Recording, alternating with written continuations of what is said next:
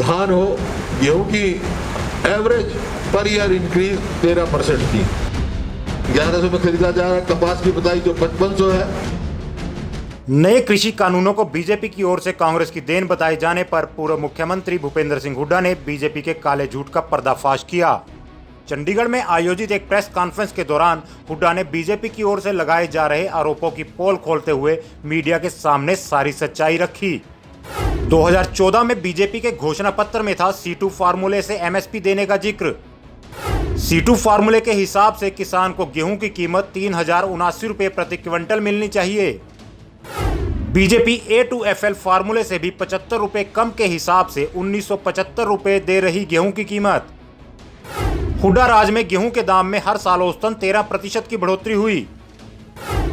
हुड्डा राज में धान के दाम में भी हर साल औसतन 15 से 16% की बढ़ोतरी हुई। बीजेपी के राज में हर साल महज 3 से 4% हो रही है दाम की बढ़ोतरी। हुड्डा राज में गन्ने का दाम 117 रुपये से बढ़ाकर 310 रुपये किया गया। बीजेपी ने 6 साल के शासन में गन्ने के दाम में महज 30 रुपये की बढ़ोतरी की। अब एमएसपी की जो चर्चा हुई, एमएसपी जो है 50 रुपये इन्होंने बढ़ाई है गेहूं पर अनाउंस किया और बहुत सारे इन्होंने ढोल पीटा है।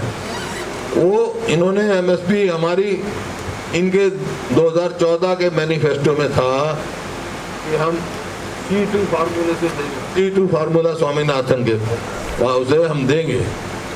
अगर C2 फार्मूले के साथ कैलकुलेट करें तो गेहूं का भाव 3079 रुपये निकलता है, 3079। लेकिन ये अब किस पे दे रहे हैं?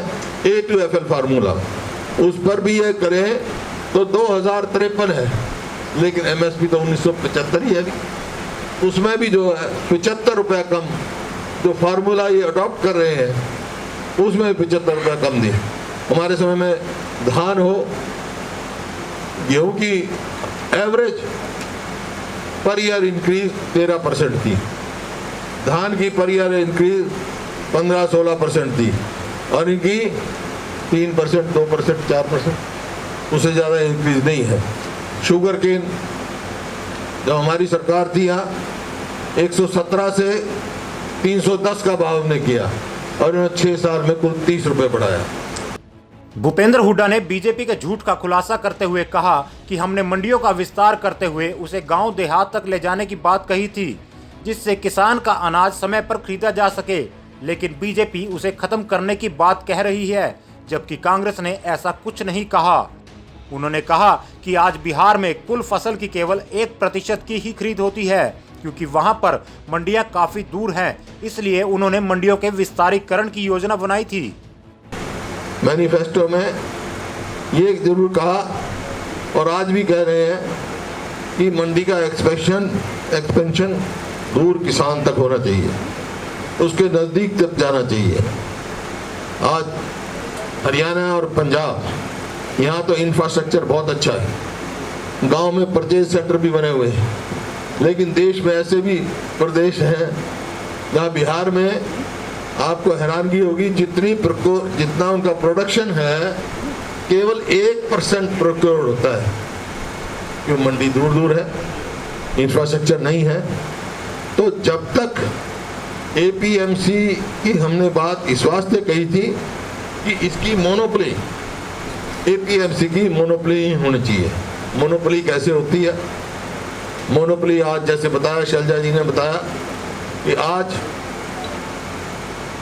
मंडियों में MSP लागू है, कॉटन पे भी है, पैडी पे भी है, लेकिन कब से खरीद शुरू करेंगे? वो 1 अक्टूबर से करेंगे और आ गई फसल कब से? 1 सितंबर से। तो 1 महीने तक किसान स्टोर नहीं कर सकता है, उसकी क्षमता नहीं है, छोटा किसान है। तो क्या नतीजा होता है? डिस्ट्रेस सेलिंग, औने पौने भाव में बेच के चला जाता है। ये देखो, मैं आपको दिखाऊंगा अखबार की कटिंग में, शायद मेरे पास होगी। मंडियों में कौड़ियों के भाव खरीदा जा रहा है। किसान का पीला सोना 1100 रुपये में खरीदा जा रहा है, MSP 1800 होनी चाहिए, 1100 में खरीदा जा रहा है। कपास की बताई जो 5500 है वो 4200, 3800 इतने में बिक गई। ये इनका ये है। उस मोनोपोली को खत्म करने के लिए मैनिफेस्टो में था, अखिल भारतीय कांग्रेस कमेटी की मैनिफेस्टो।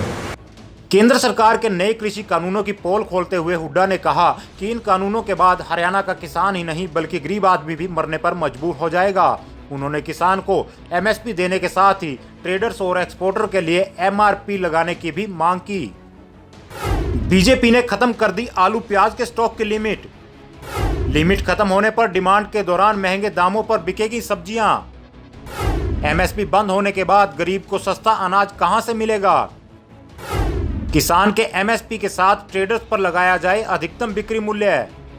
तो ऑर्डिनेंस जैसे लेके आए हैं एसेंशियल कमोडिटीज के लिए, उसमें प्याज और उसकी लिमिट सब खत्म कर दी, प्याज और आलू की भी। गरीब आदमी का खाना प्याज और आलू है। अब क्या नतीजा होगा, हरियाणा में 1 रुपया किलो टमाटर बिका, आपके लोगों ने फेंका, आपने देखा, आपने अखबारों में लिखा। और आज से 3 साल पहले मैं पेपर ले गया था तो 9 पैसे किलो आलू बेचा, रसीद मेरे पास है, आपको दिखाई थी मैंने।